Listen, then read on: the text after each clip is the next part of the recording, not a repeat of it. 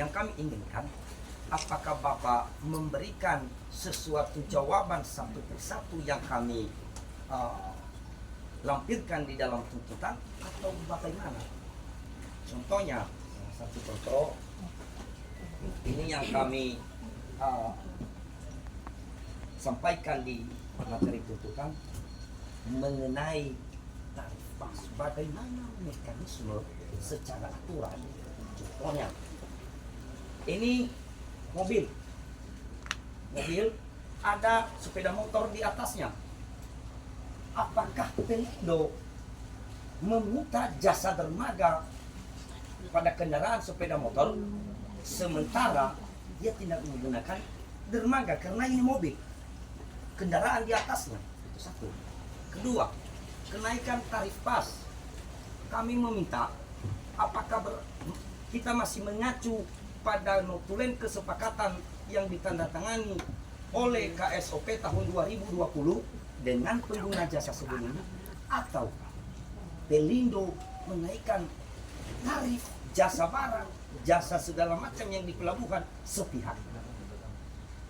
Jadi kita inginkan, kalau boleh harus sesuai aturan kita terkait mengenai aspal, Pak. Mengenai kehadiran aspal, kita juga tidak melarang hal itu, tetapi semua izin harus sesuai dengan aturan sehingga asumsi masyarakat tidak ada kepada Pelindo. Contohnya amdalnya, RT RW-nya, rencana tata ruang wilayah dalam perencanaan sebelumnya.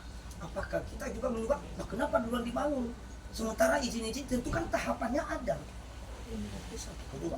Yang ketiga, apakah di tempat penumpukan kontainer bisa ada aktivitas bongkar muat ekspedisi atau hanya sebatas tempat penumpukan? Karena jangan ada penilaian bahwa ada tempat VIP bagi para pengusaha, karena semua pengusaha kan bisa juga bayar, Pak, kan gitu. Kenapa ada prioritas yang A yang B, kan gitu. Tentang nanti juga sewa lahan, dan yang paling kami sampaikan tentang kenaikan tarif sehingga dugaan masyarakat yang menjurus pada dugaan korupsi tidak ada. Kalau memang benar secara aturan, karena setahu kami, Pak, kesepakatan dengan KSOP dengan tarif yang sudah ditetapkan tahun 2020 masih belum ada kesepakatan sampai saat ini. Ini berharap ada di sini juga Pak KSOP.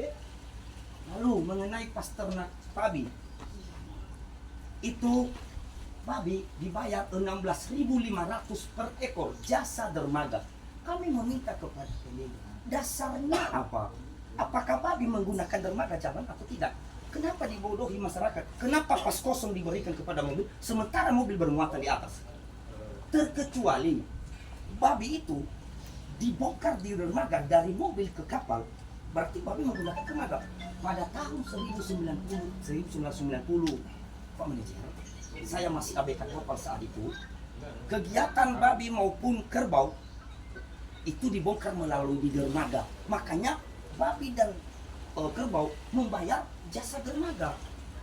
Ini masih ada di sini mana Bapak Telong Banua pada saat itu. Ini dia yang mencetus pertama. Bisa bagaimana mekanisme? Jadi seolah-olah aturan yang berlaku sebelumnya dirubah, seolah-olah menjadi budaya, kebiasaan menjadi budaya yang tidak berdasar pada aturan dan undang-undang. Kenapa?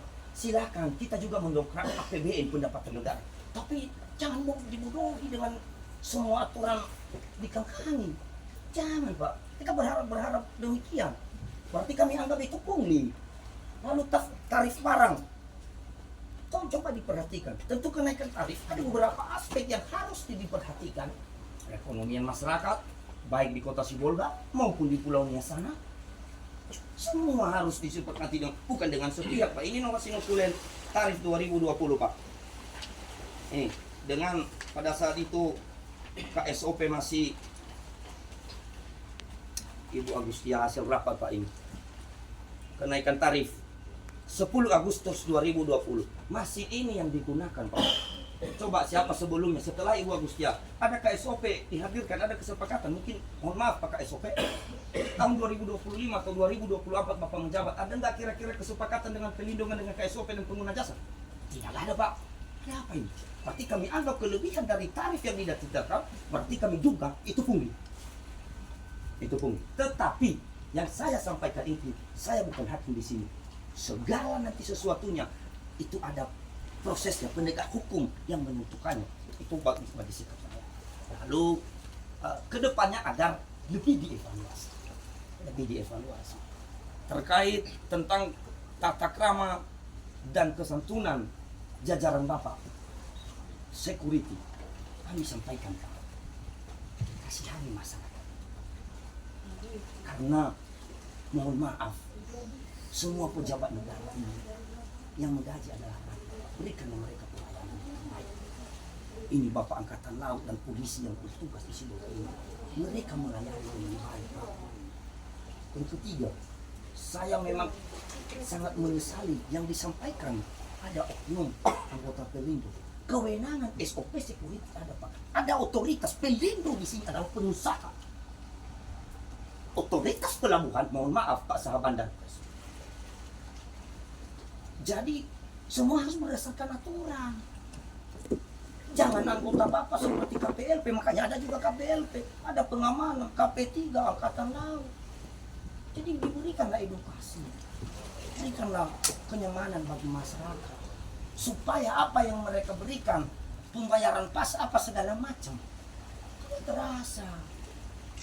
Itu mengenai etika, Pak. Mohon maaf. Mungkin itu saja, yang lain-lain nanti biar kami sendiri nanti yang akan menentukan langkah-langkah selanjutnya. Saya kurang tahu apakah Bapak menjawab secara detail, tapi kalau bagi saya, mau Bapak detail, mau apa sekarang, itu tidak menjadi acuan bagi saya. Namun, supaya ini yang kami sampaikan, kami akan mengingatkan bahwa ini tidak akan menjadi fitnah yang kami sampaikan. Bukan kami hakim, biarlah kedepannya hukum yang menentukannya. Itu bukan hak kami. Itu yang kami sampaikan sama Bapak saat ini. Mohon tanggapannya, Pak.